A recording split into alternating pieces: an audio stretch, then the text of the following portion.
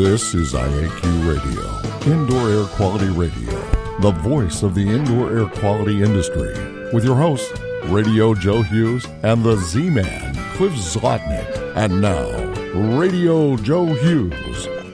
Good day wherever you're listening from, and welcome. It's episode 469 of IAQ Radio, and it's Friday, July 21st, 2017. This week, we welcome the Siffords, Justin and Kristy. We're going to talk a little bit about employment and hiring employees and running a business, all valuable information. Before we do, let's thank our marquee sponsors. IAQ Radio marquee sponsors are John Don Products, where restoration and abatement contractors shop. Visit them at jondon.com. That's JONDON.com. Healthy Indoor Magazine, a free online digital magazine for industry professionals and consumers. Subscriptions are available at IAQ.net. Legends Environmental Insurance, the experts in insurance for environmental consultants and contractors for over 20 years at legends-enviro.com. That's legends-enviro.com.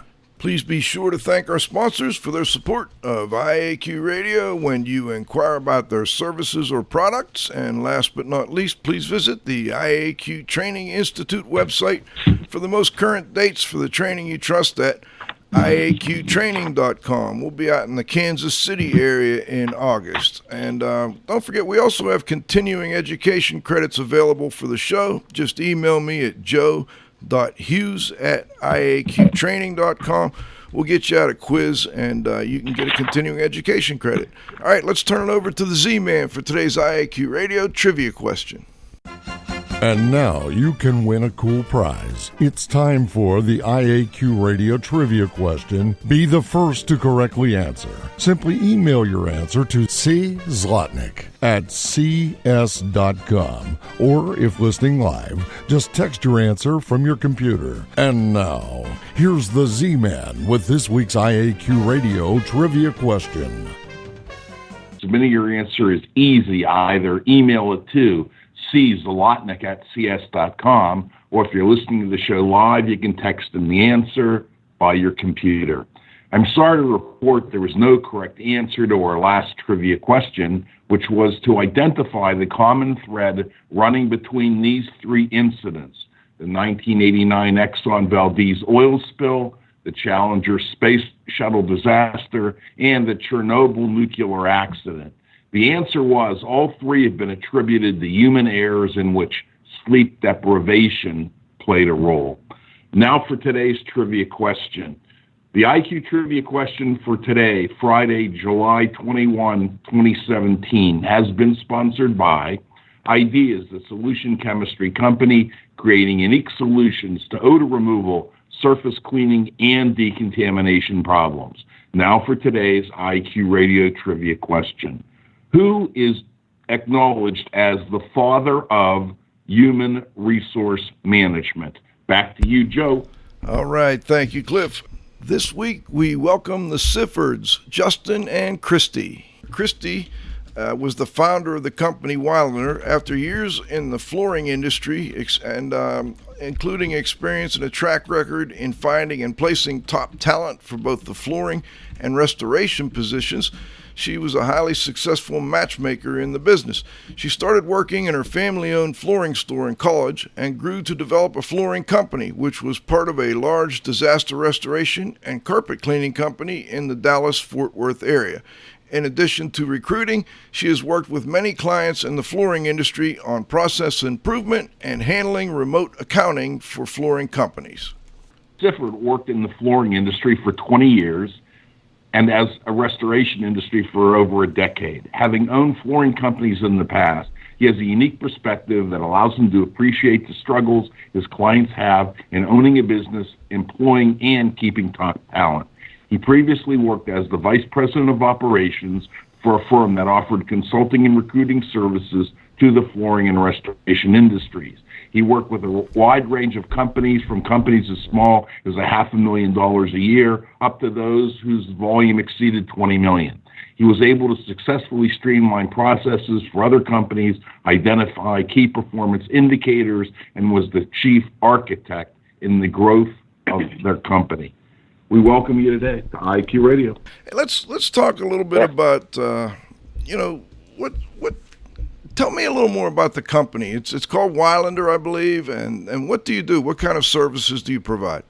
Well, obviously, we focus on the recruiting services for the restoration, flooring, and construction industries. We've worked in these industries ourselves. We know them very well. Like Cliff had said, we've got over 10 years. I have personally over 10 years in the restoration industry, and have worked side by side with estimators, project managers, dealt with program work, contract selection. Was fortunate enough to be part of a winning team for the Golden Hammer, if that's your thing. I can say that that sometimes is very costly. A lot of owners have to weigh that. So, I think part of us being unique is we've worked in the industry. So we're very familiar with it. We're very familiar with the day-to-day operations, what makes a superstar a superstar. And Kristy, tell us a little bit about how you got involved in the personnel side of things. Right. Well, I was actually a teacher for 10 years in Texas, there in the Dallas-Fort Worth area, taught elementary school. I left to teach to help Justin grow the flooring business and became a controller, director of accounting for a $3.5 million company with no accounting background. And really enjoyed it, liked it. And, long story short, we were given the opportunity to get into the recruiting business, and we really enjoy it. I really enjoy helping people, and I like help matching good candidates with good clients. And we just really enjoy the people we work with, the clients we work with all the time. And we get to meet a bunch of different folks from all over the U.S. So that's really awesome as well. Cliff? Why? I guess what my first question is, why do you pick talent and recruit talent better than the owner of a business? Why and how do you do that? For us, that's what we do all day long, right? We're looking through resumes, we're screening applicants. An owner of a business not only has to ensure that his company's staffed, but he also has various other things to do, right? Recruiting takes a lot of time. I would say 68% of our hires right now are what we call a passive candidate, meaning we went and dug them out and presented an opportunity to them, and owners don't have time to do that. It allows them to focus on portions of their business that they enjoy, that they like to do to ensure the growth of their company, and let somebody else who does this day in and day out focus on finding people for them and presenting those folks to them. I'm wondering, I've been reading that resumes are almost kind of, passé these days, and that people are looking more at profiles on things like LinkedIn, and they check Facebook and see what people are posting on Facebook and some of these different groups. Are those the types of tools you use as well? Yeah, absolutely. LinkedIn is on all of our favorites, if you will. We're on LinkedIn every day. When an employer calls us and says, "Hey, I need a business development person," one of the things that we look for on someone's LinkedIn profile is their number of connections. Their resume may say they have years of outside sales experience and awesome growth and all these wonderful things. And we have something in our company called sniff test. So I'm going to get that resume. I'm going to go explore that candidate and do a little bit of digging and look at their LinkedIn profile and see how many connections they have, because 1 + 1 = 2. But if they're a superstar and they say they're on LinkedIn and I go check out their profile and they have 10 connections, well, that just doesn't add up. So yeah, LinkedIn is one. Any tool that's available online we're using. We're an exclusive online company. We're able to recruit around the country because we're online. The internet, of course, has changed a lot of things. what are the common questions that a prospective employee asks you? They want to know company stability. They want to know how long has the business been around? What's the growth of the company? A really big one is, why are they hiring for the role? Are they replacing somebody? Is this a growth position? They want to know about bonus plan and compensation and what does the pay look like? And another really big one is growth opportunity. Many of the companies we work with are family-owned businesses. So unless you're family, sometimes you won't be in an upper management role. So they want to know, is there opportunity for me there to grow into an organization? Another part of us evaluating a candidate is the questions they ask. We don't just want a candidate that's looking for a job. We were looking for candidates that are wanting a place to settle down, wanting a place to grow, wanting a place to, kind of make their home. So part of our evaluation process on the candidate side as well is the questions they ask us. And it seems you focus on three areas: flooring, restoration, and construction. And I assume a big part of that is because, that was your background, especially the flooring and restoration. I'm curious, which of those areas do you see the biggest need for the types of services you provide? I would say it's recruiting. A big part of our business, restoration. A big part of our business is restoration. The owners are just busy. They're either growing like crazy or trying to figure out how to keep the doors open, and most of them are growing like crazy. And definitely the restoration clients occupy the bulk of our business right now.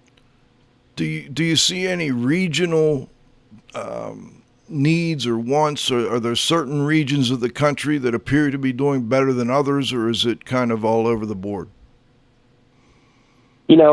If I was a betting person, I would get a highlighter and just start in Chicago and work my way right.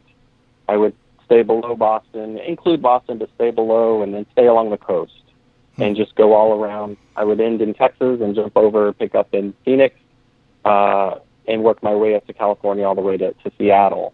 Those are areas that just seem to have a lot of activity. The heartland, if you will, of the country, we don't have a whole lot going on there. We do have a couple clients that are having some success, but the bulk of our clients are going to be in that highlighted area, if you will, the perimeter of the country. Before the show, we talked a little bit about the fact that you're moving to Florida. How's the market in Florida? It's actually doing well. We've got some very strong clients in Florida that are doing very well. The problem in a lot of markets of Florida is strong people.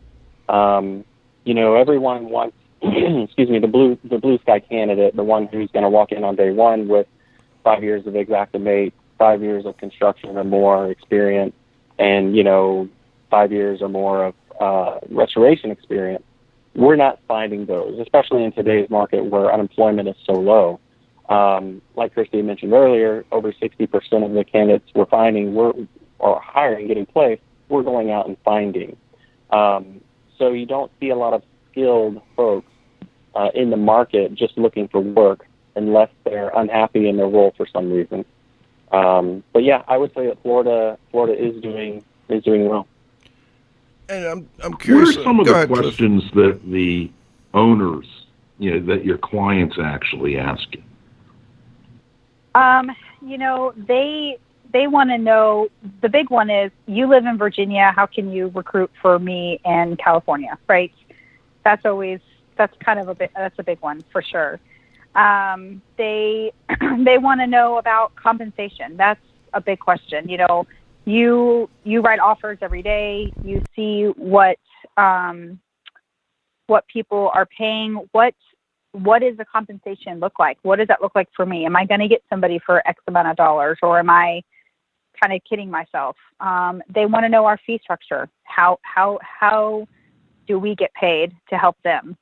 They want to know, on average, how long does it take For us, it takes anywhere from 35 to 45 days to hire a candidate. We have a record of 2 days, but that is the candidate went in, the client hired them on the spot, and we would never recommend that. So they, I would say we have some markets where it takes a little longer. It just depends on the net that they're wanting to cast. They also are looking to how can they improve their recruiting in their company, because companies should be recruiting for themselves all the time, every day. By the time they usually get to us, they needed that employee 2 months ago, right? So they want to know, what is a good strategy? Where should I be posting? How should I be writing job descriptions, job advertisements? What types of positions? I'm just curious.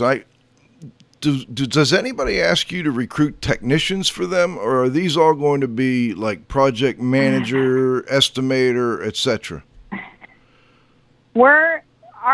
I would say our top 3 positions are an estimator, project manager, and sales.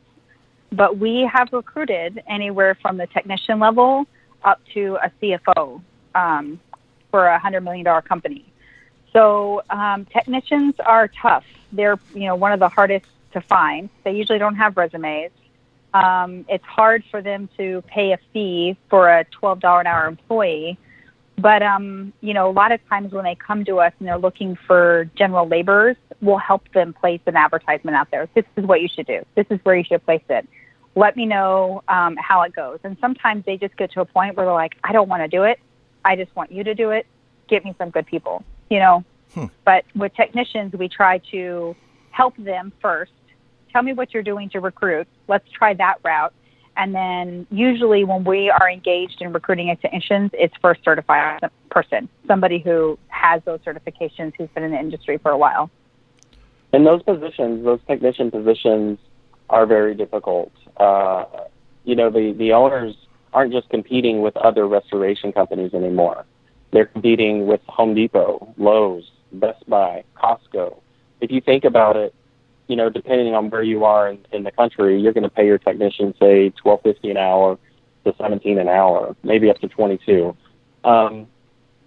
That person can go to Home Depot, Lowe's, Best Buy, Costco, and get that salary or close to it, not be on call, not have to wake up in the middle of the night and leave their family, not get overworked because they're probably going to have so many calls that you don't have enough people to meet the demand because of the ebbs and flows of the restoration industry. And these companies are going to offer benefits. A lot of our clients, some do and some don't. It depends on the stage of their growth. So those are incredibly difficult. And also, a lot of employers in the restoration industry aren't creating a job growth plan for this technician. So for them, many of them, it's kind of a dead-end job. One of the things that we like our clients to do is look back at your current staff levels and do an analysis of who in your company is at a project manager level, estimator level, or higher that started as a water tech. And, sometimes that's a reality check because it's your job as the owner, or a manager to grow these people, to continually get them to improve themselves. If they're not wanting to improve themselves, then you have the wrong person in your company. To get them to improve themselves and promote within their company. But it's difficult. The water technician, mitigation project manager role, very difficult to fill. You mentioned the Lowe's, Home Depot, Costco, and their ability to hire people. It's also cleaner work. They're not out there, tearing out wet carpet and so on. That's right. Do you get much crossover between your construction workers and your restoration people? Is that another area that you could kind of look for? We do, and in many aspects of the industry, not just at the technician level. When we're going to look for a controller, for example, we're looking for a controller who's worked in the construction industry because the culture in the construction industry crosses over very nicely to the restoration industry. If I pull a controller who's worked on Main Street in XYZ city her whole life, and I go put her in a small office that does $25 million. $1 million, Yeah. Just even though the revenue's there, and we need that skill level, it's demeaning to her to drive up to this building for some reason every day. It's demeaning that I have people in my office that have muddy boots. It's, all these things. So it's really a cultural fit as well. So construction does cross over nicely, but not just at the technician level, many levels of the industry. Are you seeing more of a demand for your services in the construction industry in general? We are. We actually had we had a client refer us to a liquid transformer company. Right. And that, we said, okay, well, we'll hear you out. It's not our specialty. And we ended up finding them some very nice candidates. They hired an HR person, director of HR. What was the other role that we hired with them, Kristy? A controller. We hired a controller for them. Controller. So, yes, construction related. Those are nice industries, and the demand is there. I want to go back, and then Cliff, I want you to get back to your questions you developed, but I want to go back for just a second. You mentioned hiring technicians and telling people, where to advertise for these technicians. Can you give listeners who, are just listening, trying to figure out how to find good employees, a few tips on that? Indeed is becoming a really powerful tool.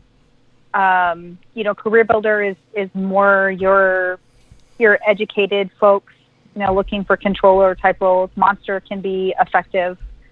I would keep advertisements and postings in local places there too, in your business for technicians.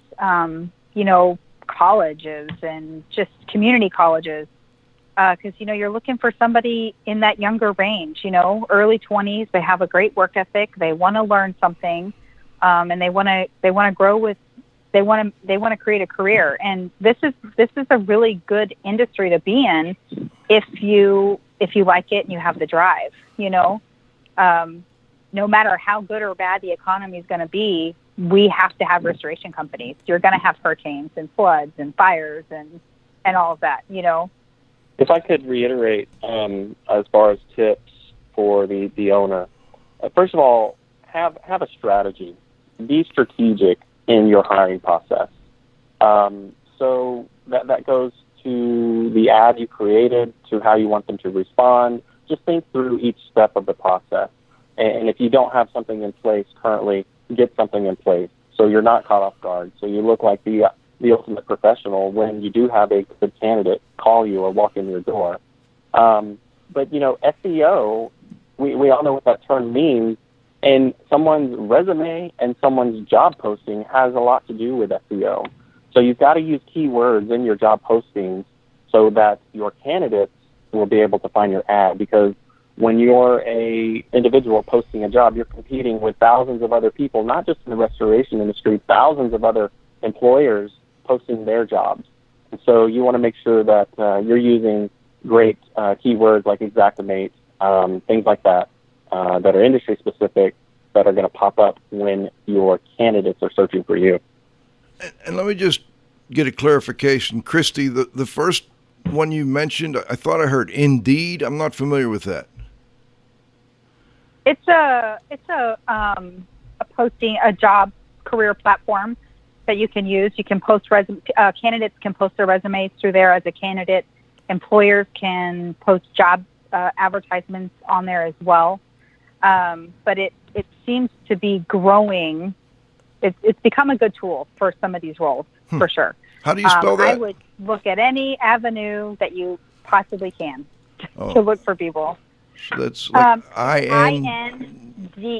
INDEED. Okay, I guessed right. All right, Cliff.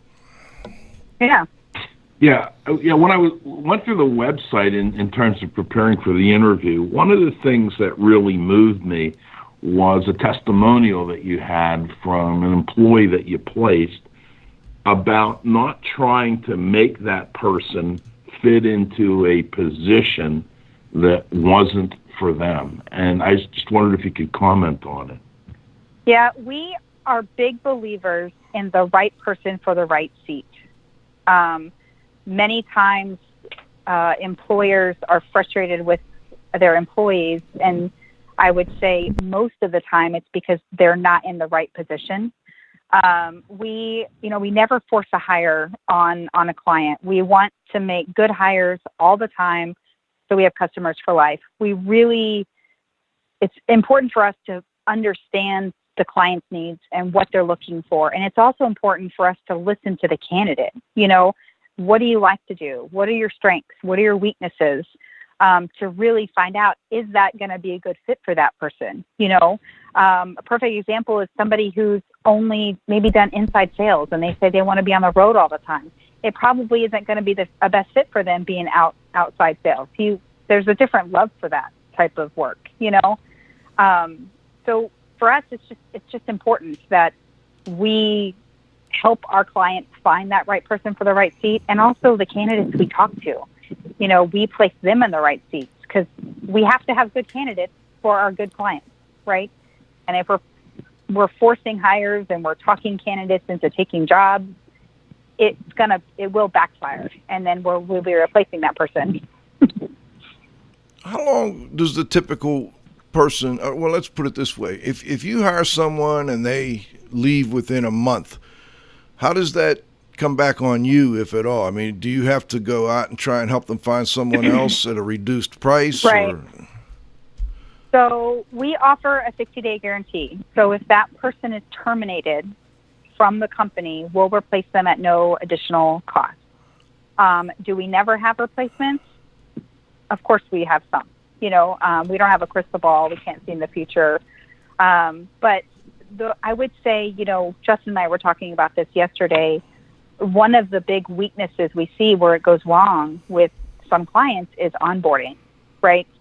The candidate starts, there's no training, they don't have business cards ordered, the IT person didn't know they were even hiring a new estimator, there's no email, So as an employer, you need to have a system for that. You have to have, once somebody accepts an offer, you need to have a checklist that somebody is going through to make sure that employee is set up for success from the very beginning of the process. Because it looks bad when they get to work and there's nobody there to train them and they sit around their first day, That's a great point. Cliff, before we go to halftime, Right. Do you have one more? Yeah, it's probably a short one, and I don't know legally if you're allowed to answer this, but, as someone who's 66 himself, I was just wondering if you know how old the oldest person was that you've placed so far. We don't know. We can't ask, like you said. We have some candidates that offer that information. Right. We can make assumptions based on work history, school, but, some of the best candidates are the ones with the best wisdom. And it's all about the right fit for the client. Gotcha. I think we've hired a huge age range. I know we've hired candidates in their 20s all the way up to candidates in their 60s before. Okay. And what are There's the still hardest? hope, Joe. There's still hope. Yeah, there's still some. We could. I'm 60. So, what are the most difficult positions to fill? Right I'll now. take that. Oh, go ahead. It's mitigation project manager. Again, it goes back to talking about career path for your technicians. Not many of them take that job because they want to grow in the industry because they never heard of it. Teachers in school, to my knowledge, still aren't talking about careers in the restoration industry. They're still talking lawyers and doctors and college debt is what they're talking. Yeah, IT. So getting these folks in our industry, getting the right folks in our industry, educating them, investing in them, investing in good people, and getting them to promote. So mitigation project manager is the most difficult right now. Okay, we're going to break and thank our sponsors. At halftime, we'll be back with the second half of our interview with Kristy and Justin in just a moment. IAQ Radio would like to thank our association sponsors. The Indoor Air Quality Association, a nonprofit multidisciplinary organization dedicated to promoting the exchange of indoor environmental information through education and research. Visit them at IAQA.org.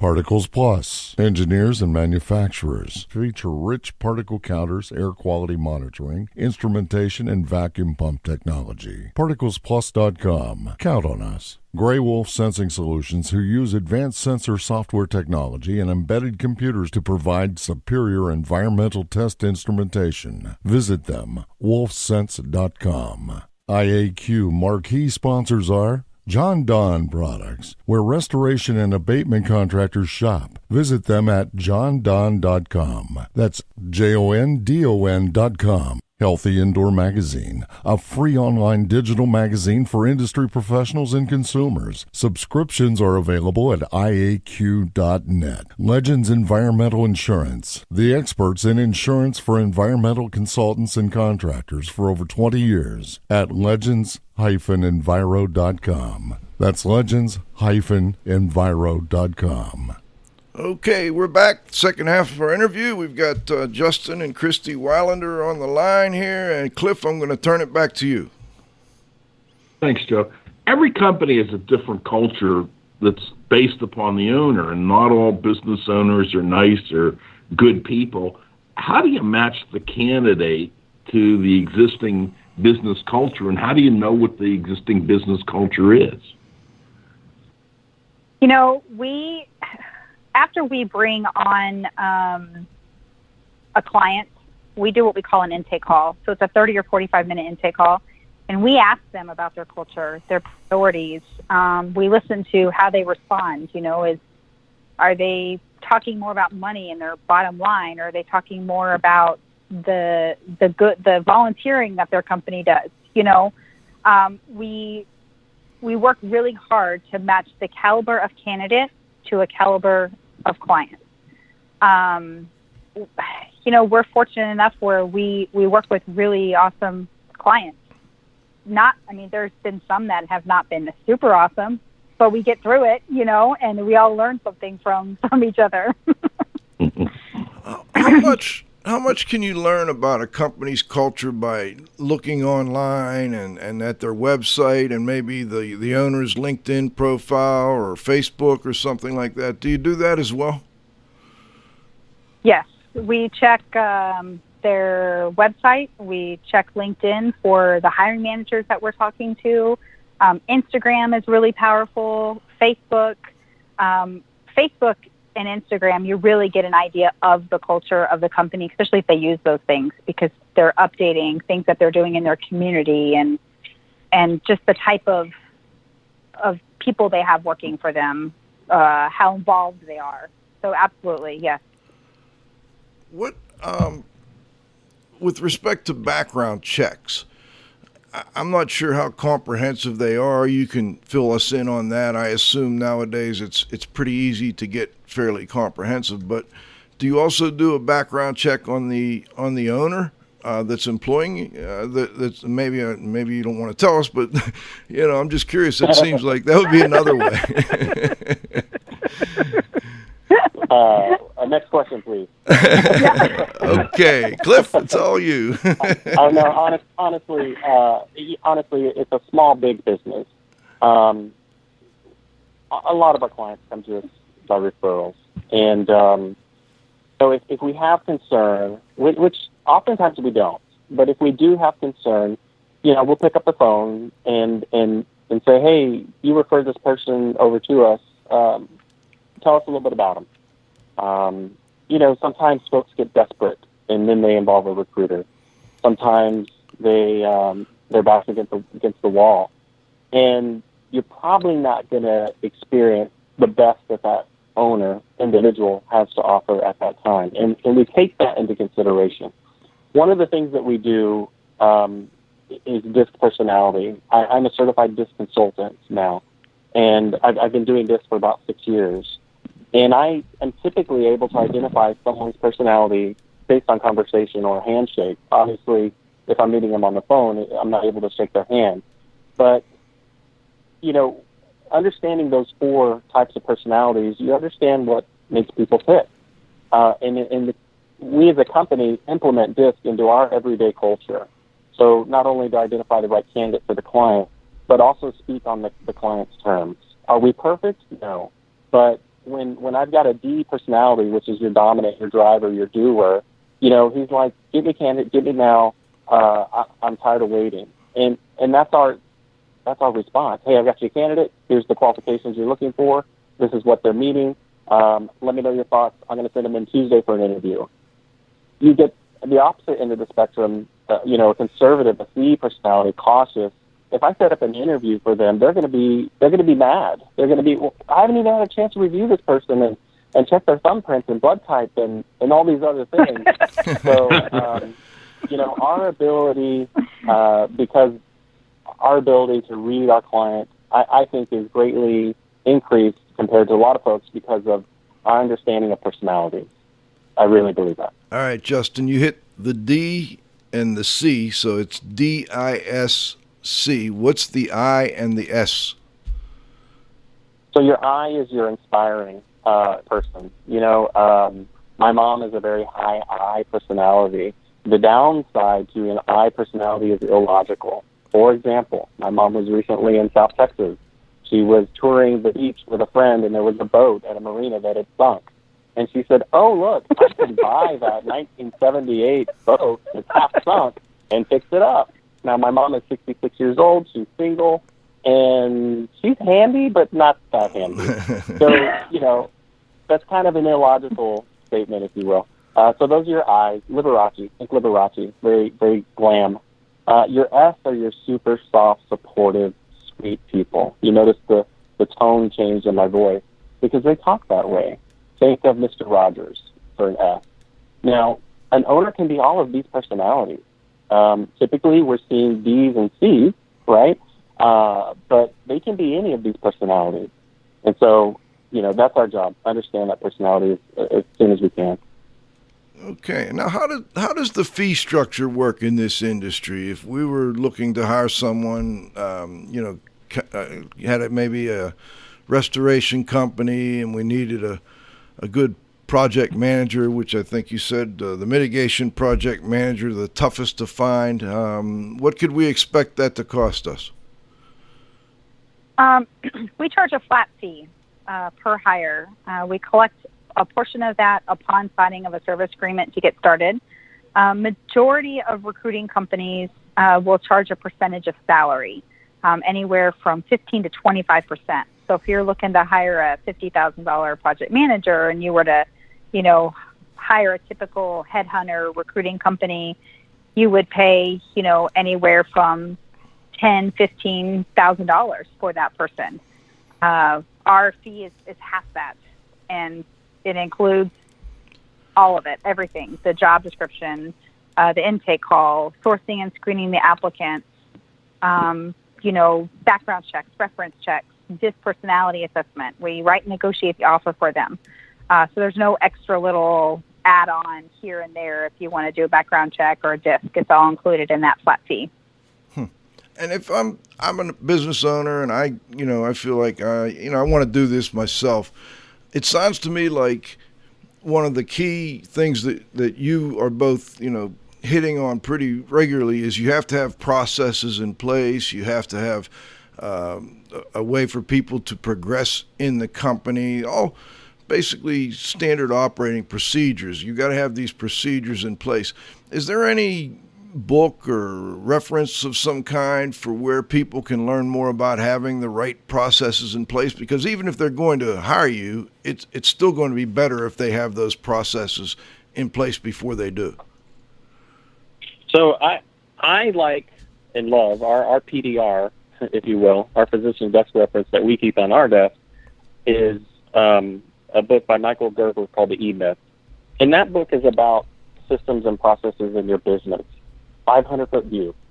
Okay, if you create one system and one process in any segment of your business, and you realize, wow, that really saved me time. I'm now more effective. I'm now more efficient.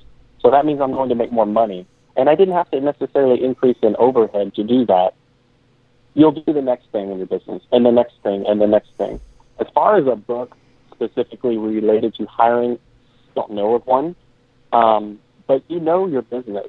You know what goes on every day in your business. You know the process of hiring if you choose to do it on your own. And we're even happy to talk to people about it. We're not going to charge you to talk to you about maybe improving your hiring process in your business. That's not what we're about. But if you create a strategic plan in your hiring process, map it out, have other people involved in your company, HR person if you're large enough to have one. If not, maybe your ops manager. If not, maybe your production manager. Get a couple other people involved and say, okay, where are we going to start? And think with the end in mind, and you'll be able to figure that out.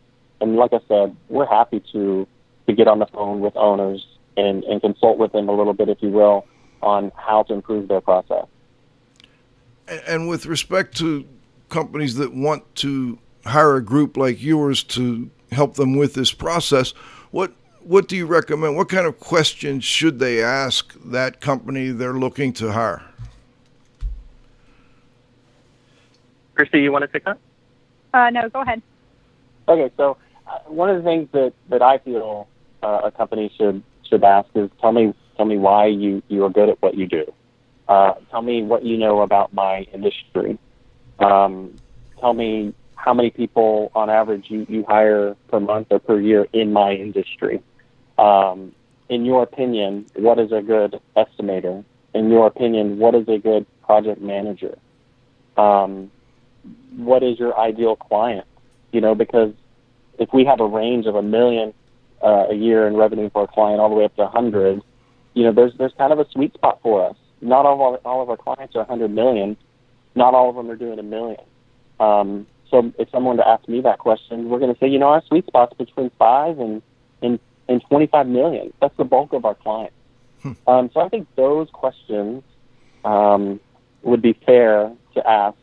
And then some industry terms. Tell me what you know about Xactimate. Tell me about program work. Tell me who your biggest competitor is and why you're better than them. I think those would be fair. Very good. I like that. Cliff? Yeah, you had talked about starting around Chicago and then, moving to the east and staying kind of below Boston and then, moving down on the coast. And are there big differences in wage scale in those areas, or is it pretty consistent? There is a range. We have these micro markets, if you will. San Francisco is a great example. New York City. Where you're not going to be able to get a project manager for $50,000 in San Francisco. Right. The cost of living is just ridiculously high there. Ridiculous is subjective because it's a beautiful area, it's a great town. But you're not going to be able to get someone for $50,000. You'll be able to get someone for $50,000, maybe even $45,000 in Kansas City, right. in other smaller markets. Dallas-Fort Worth. $50,000 for a project manager is the norm, plus a commission structure. So there is, but I would say mostly it's micro markets that you're seeing these large fluctuations in compensation. If you were contacted by, or if you're in a conversation with a technician or a laborer that does construction work, typical guy or gal with a high school degree, they've been out there sucking water or, hammering nails for 5 years. And they ask you, okay, I want to advance, but I'm not sure what I should do to improve myself, to make myself a little more desirable for an employer that's looking for a project manager. What would you suggest that person do to make themselves more desirable? I think if they're able to have a authentic conversation with their employer about growth inside the company, that employer would outline those for them. However, let's take the position which you just proposed that they're not, right? Because oftentimes candidates feel that they've reached the top. They're not happy where they are because of whatever reason, and the employer's not allowing them any opportunity for growth. My response is, what classes have you taken to enhance your resume? Are you certified in anything? Are you certified in Xactimate, ICRC? When was the last time you read a self-improvement book? What was that book? there's so many great resources that are very inexpensive that can make someone a better person and make them stand out in a crowd. Reading books is a great example of that. If you take a water technician who's making whatever salary, whatever hourly pay, who's never had any type of leadership or mentorship, and you put a great book in front of him like Good to Great or 7 Habits, you're going to change that person. And when you change that person on the inside, you're going to see it on the outside. If their boss doesn't see that, that's okay, because in their next interview, they will see it, because they have, that person interviewing is going to have a zero perspective, because they have zero history with that person, but they have this person coming in with these skills and this experience, and now it's talking a little bit different language. So self-improvement, the ratio of self-improvement to entertainment is 50 to 1. 50 to 1, 50 hours of entertainment, 1 hour of self-improvement. It's kind of like the national average. It's ridiculous. So whenever I get that question from someone, and I have, I say, what are you doing to improve yourself? Let's talk about a plan. One of the areas I find they need work is just communication skills, and they could really, Absolutely. They could benefit from maybe like a Dale Carnegie course, something that just gets them speaking a little more clearly, a little more slowly, pronouncing things a little better, and then listening better too. Any other suggestions besides Dale Carnegie for that type of skill? A colleague of mine went to an Ivy League school, did very well, but was struggling finding, a great job and inspiration, motivation. And so I shared Brian Tracy with her, because Brian Tracy speaks to me. And, I'm not the smartest guy in the world. I like to keep things simple. And Brian Tracy, was a busboy. And to where he is now is light years. And so I like Brian Tracy. That's daily motivation. Zig Ziglar said motivation is something we need to work on every day. That's why we also need to take a shower every day, because if we don't work on it, we're going to stink. Now, I didn't get his quote exact, but basically you got to work on yourself every day. So, to answer your question, any class out there, because you take class 1 day and it's going to change your perspective, and class 2 from someone else, you're going to look at class 2 different than you would have if you had taken it first, if you follow me. Mm-hmm. So anything to self-improve, reading, any type of education, definitely, but your communication skills are also paramount. Cliff? Yeah, seeing how you are a certified DISC person, what is yours and what is Kristy's? I just wonder. Oh, okay, no problem. Yeah, opposites attract, and I'm a DI personality, so that means I'm a doer, but I'm influencing as well. Okay. Kristy is a C personality. That's her highest segment. Okay, we're all a blend. But I understand.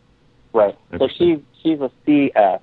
A CI, with a fair amount of D, and the D has gotten stronger over the years. And What? I don't know. Like I said, I'm not that smart of a guy, but I was able to marry the right girl because our personalities are awesome. We're great at working together. Earlier we were talking about hiring people. Typically, you're oftentimes looking for younger people that have some experience in the work world, but also some ability to set goals and achieve them, etc. Are there any tips for how you find people with a military background that you might be able to hire into your company? Is there a certain website or a way to attract more of those types of people? I recently was at scout camp with my son and spent a week with, his fellow Boy Scouts and another dad. This other dad was a lieutenant colonel in the Marines. And he's towards the end of his career, and he's about to retire literally within a year or so. And he and I were talking. He's like, "Hey, could you help me find a job?" And I said, "Well, let's talk about what you did in the military. Obviously, this guy's done well. He's a lieutenant colonel." And I said, at the end of him explaining what he did, I said, no, you're not a fit for me at all. And I said, you're so specific. You're so, down one road that you're specialized, that it's difficult for you to fit inside of many of my companies. I said, however, if I were to place you inside a company, it would be with a large company where you're managing large numbers of people, 50 plus, 100 plus people, because he has that view. He has that behind him, which, honestly, not many people in our industry do. So at that level of what he had, that would be probably a fit for him. Logistics, operations, things like that. We love vets. We recently had an incentive for our clients to hire vets. Actually, we have it now. If you hire a vet, we're going to about $500 off your fee just because they're a vet. They're great people. They served our country. It's the least that Kristy and I can do to at least show, our gratitude to what they've done. But also, these people have accomplished things that many other people haven't. Many jobs inside the military are not combat related. A lot of them are personnel. A lot of them are logistics, HR. So it really depends on their role and what they've done and where they'll fit. But honestly, it is a difficult transition. We probably hire maybe one a month, I would say. Would you say that's correct, Kristy? Yeah, I would. And I think, in response to your story about the scout dad that you talked to, a lot of times our clients are like, well, I need a really strong operations manager, or a general manager, but they have to know restoration and construction. That's kind of where they go. We have a story that we share, and I don't think this person was a vet, but he had no restoration and construction experience. We hired him for a company in Wisconsin, and he's knocking it out of the park. In fact, our client said, I never want to hire anybody from the industry again, based on the experience that he's had with this gentleman. He was able to have such great leadership that the folks underneath him, they didn't care that they knew more about mitigating water out of a house, because he had buy-in, right? They bought into his leadership. So that's kind of a side note tip, when we're talking about these vets and what they could do, that, it's more important sometimes to get that person with that 50-foot view than the person who knows how to write an exactament estimate.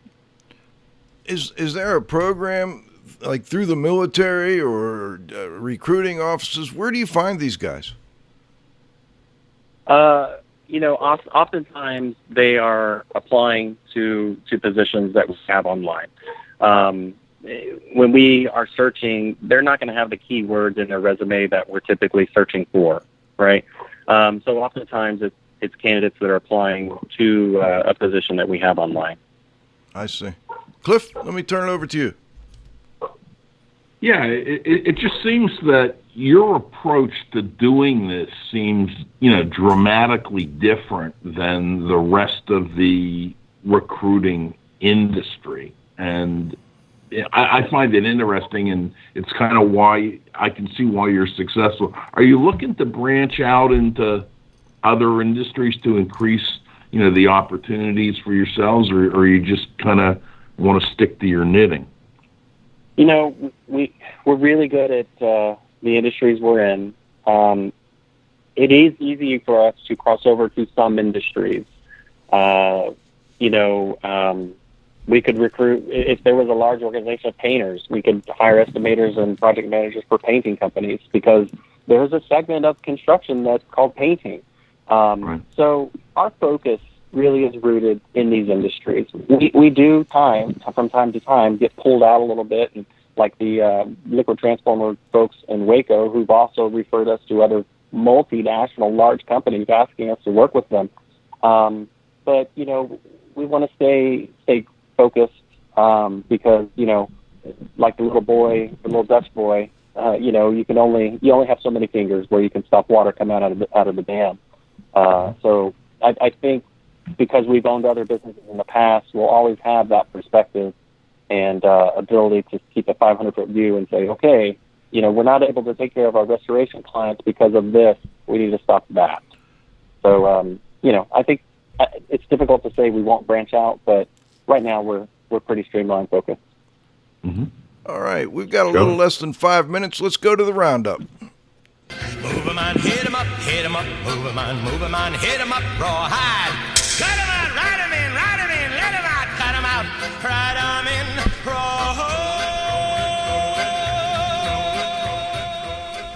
Well, our guy's going to be mad at me for using that music again, Cliff, but